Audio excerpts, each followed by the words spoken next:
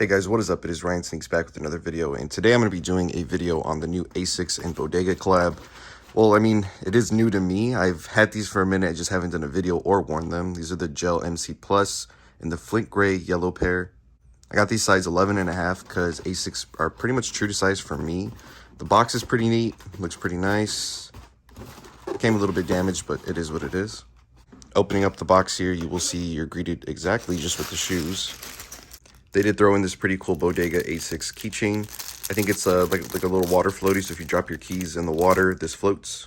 And let's take a look at the shoes. The shoes are pretty retro, I think. They kind of went for that look, just a bunch of old retro colors on a very retro sneaker. I think it looks amazing, and it's going to be a perfect summertime shoe.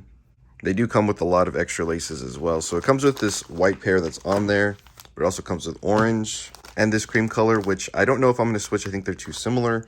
I think I may do the orange. Overall, it's a really, really clean pair of sneakers. I really do like these. I like the branding. I like the materials. Everything they did on these was super dope. As you can see, you get your Bopdega hit here on the side.